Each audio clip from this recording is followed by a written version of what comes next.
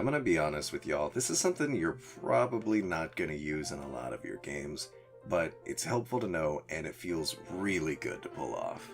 When you place a force wall entirely within a bush, your enemy can't see it, assuming they don't have vision inside that bush. Because this isn't really clear to the enemy team, they can't figure it out right away, a lot of times it takes a second for them to figure it out, and that extra second can make all the difference in getting a kill. And really, you don't even need the whole force wall to be in the bush.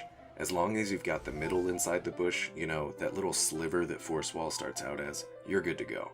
And of course, this might be obvious, but you can put a force wall down sideways and have a lot of it sticking out, just as long as it's on the other side from the enemy, where they can't see it. This will still be entirely invisible.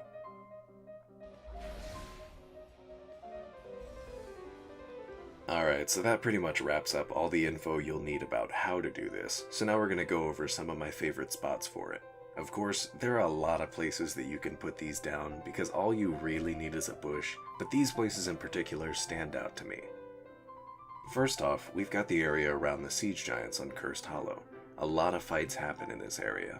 Like I said, you've got siege giants, a watchtower, and a tribute all in this little space. So naturally, there's gonna be a lot of back and forth as teams contest it, and that's great because this area has the only 2 force wall sized bushes on the entire map. Keep this area in mind, and you just might get a few extra kills next game. Alright, check this out. This next area is surprisingly good. I'm talking about the boss pit on Towers of Doom. There's only one way to get out of this pit, and that's through any of the 4 bushes that just happen to be perfect for an opportunistic Tassadar to put down a force wall. Not only that, but it's also in a heavily contested area, considering that it's all around the boss and in the middle of the top 2 tributes. You're not going to have a Towers of Doom game without lots of traffic in this area. That just doesn't happen. So naturally, after 10, you're going to want to posture yourself for walls around this area, and go on and collect those free kills as they come. Alright, this is my last example, and my personal favorite place to put a force wall in the entire game. It's this spot right here on Garden of Terror. When an enemy is running away through this space, you'll want to be just above or below. Then, just when they're about to walk in, you drop a force wall straight across these bushes.